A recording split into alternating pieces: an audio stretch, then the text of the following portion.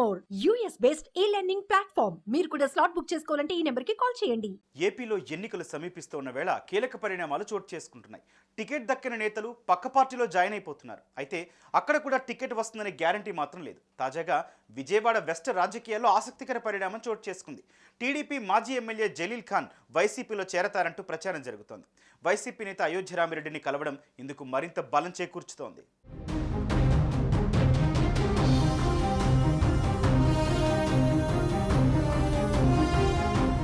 TDP senior నేత జలీల్ ఖాన్ పక్కచూపులు చూస్తున్నట్లు తెలుస్తోంది.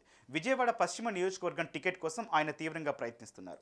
పొత్తులో భాగంగా జనసేనకి సీటు కేటాయిస్తారని తెలుస్తోంది. అయితే ఈసారి తనకు అవకాశం ఇవ్వాలని ఇప్పటికే పలుమార్లు అధిష్టానానికి జలీల్ ఖాన్ విజ్ఞప్తి చేశారు. అయితే ఇంతవరకు అధిష్టానం నుంచి మాత్రం ఎలాంటి క్లారిటీ రాలేదు. దీంతో వైసీపీలోకి జలీల్ ఖాన్ చేరతారంటూ ప్రచారం జరుగుతోంది. వైసీపీ నేత అయోధ్య రామిరెడ్డితో జలీల్ ఖాన్ మంతనాలు జరిపారు.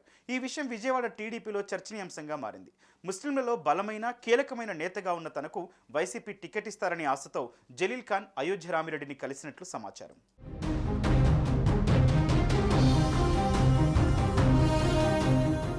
మరోవైపు జలీల్ ఖాన్ వైసీపీ నేతను కలవడంతో పరిస్థితిని చక్కదిద్దేందుకు టీడీపీ నేత కేశినేని చిన్నిని టీడీపీ హైకమాండ్ రంగంలోకి దించింది. ఈ క్రమంలో ఆయన జలీల్ ఖాన్ నివాసంలో భేటీ అయ్యారు.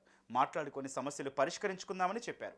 టీడీపీని వీడొద్దని, పార్టీ అధికారంలోకి రాగానే న్యాయం చేస్తామని హామీ ఇచ్చి నచ్చజెప్పారు. జలీల్ ఖాన్ను పలువురు టీడీపీ మైనార్టీ నేతలు కూడా కలిశారు. పార్టీలోనే కొనసాగాలని కోరారు. దీంతో జలీల్ కాస్త మెత్తబడినట్లు సమాచారం. జలీల్ ఖాన్ 1-2 రోజుల్లో చంద్రబాబును కలిసే అవకాశం ఉందంటున్నారు.